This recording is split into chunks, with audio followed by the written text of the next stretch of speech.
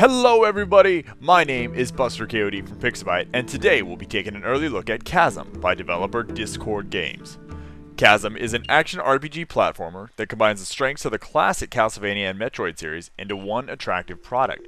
Whether you're fighting monsters, finding a new item, or exploring the maze-like dungeons, you, as the player, will be having a good time. Since this is an exclusive press build, the game may change upon release, but will be publicly available for PC, Mac, Linux, and the Xbox 360 to coincide with their Kickstarter. And as you can see right here, this is going to be something you're going to wait for. This is an amazing game. I've played just about 30-40 minutes of it because it is a short demo. They're getting ready for a big convention, but you can already see really good graphics, very awesome animation, good sound effects, music, all the, the usual what an indie game is meant to do. And so you finally arrived. And a story that kind of hints at maybe you're something a little bit more important than just this awesome looking dude. Oh, we can't duck crawl. Alright, what does the blacksmith have to say? Hello there, lad. You must be new in town. You should talk to the mine manager down the way. I'm sure he'll be happy to see a new face.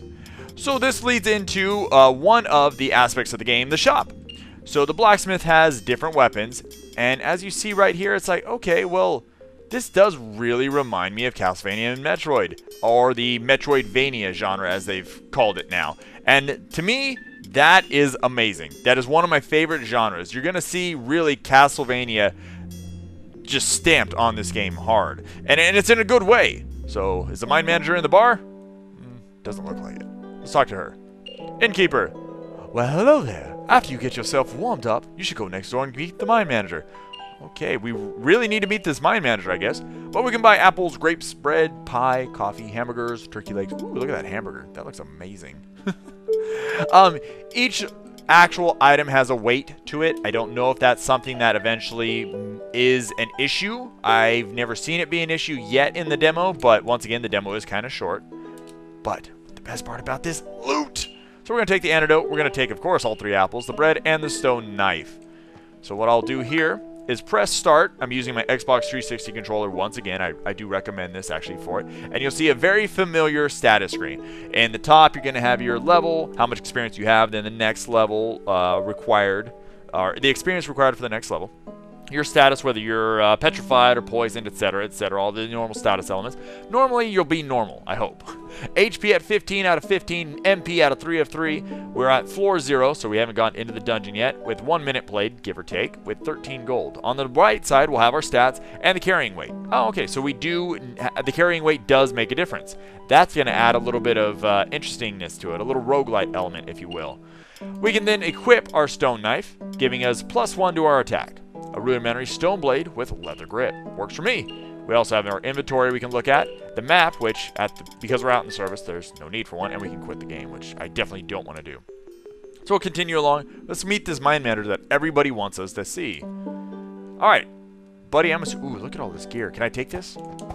Ah! But immediately you see, we don't have our punch anymore, except on our technically our right hand, although it doesn't really make a difference. It's just our alternate hand. And then we also have our stone knife equipped. So you can have 2 different weapons equipped at the same time.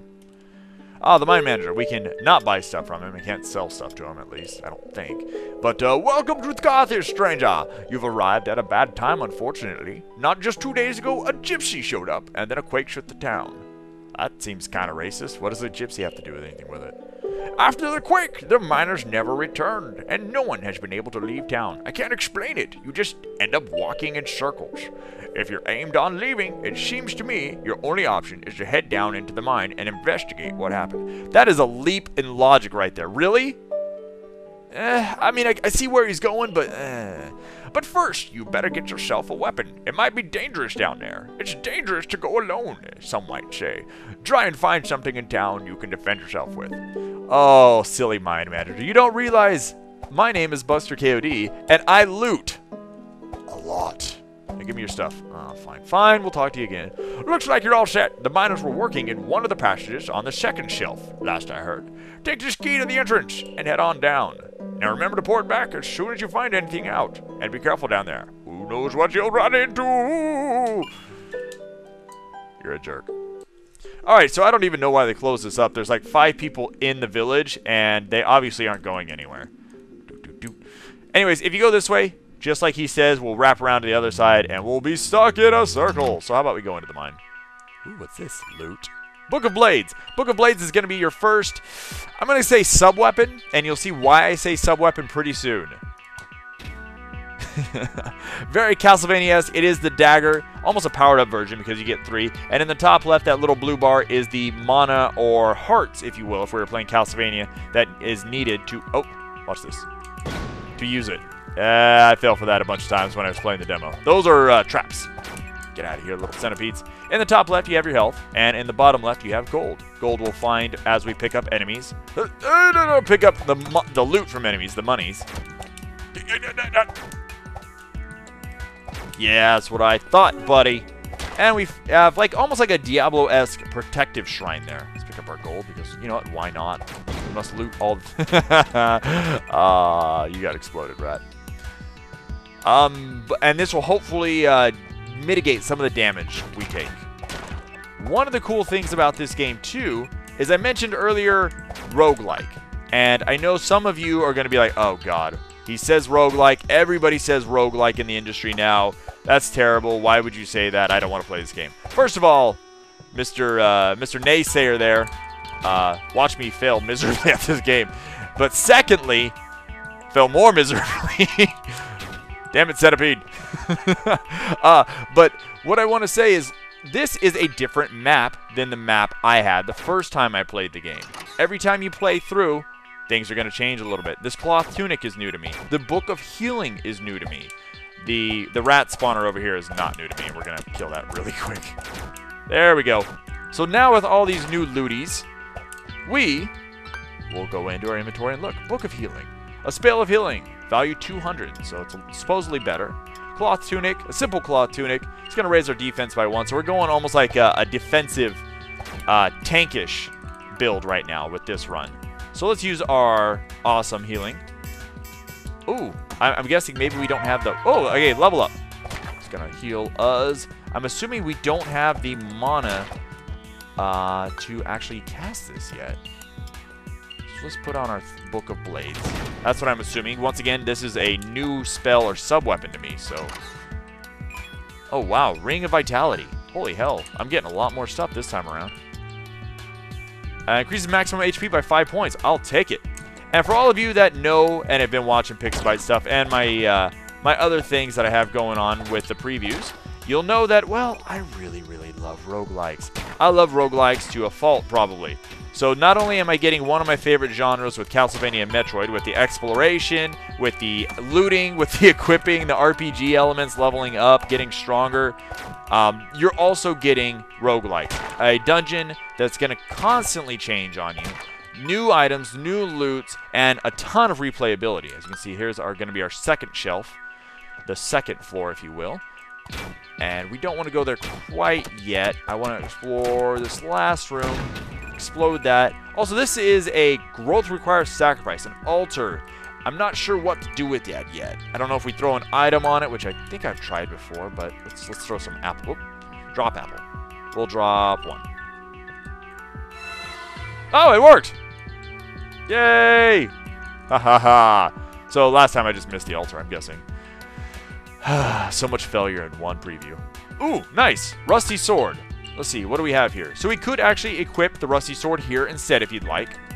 And now with B, I have this. And with my X, I have this. So what we'll do is I'll show you the difference between having this. The sword now hits enemies below, whereas normally I can't hit them. So really cool stuff. I don't know if they'll implement, plus it does more damage. I don't know if they'll implement in a two-handed weapons like they do in Castlevania, where you have to equip one weapon for both hands because, you know, you're using 2 hands for it. Stupid bats. Or if that's just going to be something that they're always going to allow you to use one-handed weapons or weapons one-handed. Also, watch when you kill the... Come here. Yeah! It splits them in half. Really cool. Very samurai film-esque. Alright, these guys are annoying. They attack really fast. Tank the damage! Tank the damage! We're going to continue along. The great thing about this game, though, is like I mentioned, though, infinite replayability in some ways for those of you that really like roguelikes. For those of you that like Castlevanias and the Metroid series, the Metroidvania genre, you're going to have a lot to see here, whether it's grinding for levels, finding new loot, exploring the dungeon, all kinds of good stuff. Ooh, a banana. Or finding bananas. Even more bananas. All the bananas. Also, we're getting a little... Oh, hey! I don't know what you are. I haven't seen you before. And we slice that thing in half, too. You feel fortunate. Okay, so I'm assuming more gold is going to drop? Or items in general. Also, that's me dying. I was going to say, let's go into our inventory and actually heal ourselves. But that's pretty much going to be the game. There's a little boss fight that it alludes to after we go down to the next floor, but it doesn't actually let you do it. Because this is an early demo, there's a lot more that they're going to put into the game, including a whole 5 new areas, new items, new moves, new enemies, all kinds of awesome stuff. And if you go back to the blacksmith, it's like, oh, well, you just have a few items. No. Okay, work. Yes, we know. Look at all these items. Amazing. And these are just the beginning of an early demo. So my friends, if you're interested in supporting Chasm and Discord games, show them some support on Steam Greenlight first of all, and then check out the information in the video description below. To keep up to date with me and my side projects, including video game Let's Plays and live streams, follow me on Twitter at HJTenchi. As always though, everyone, thank you very much for watching. My name is Buster Coyote, and I will see you next time.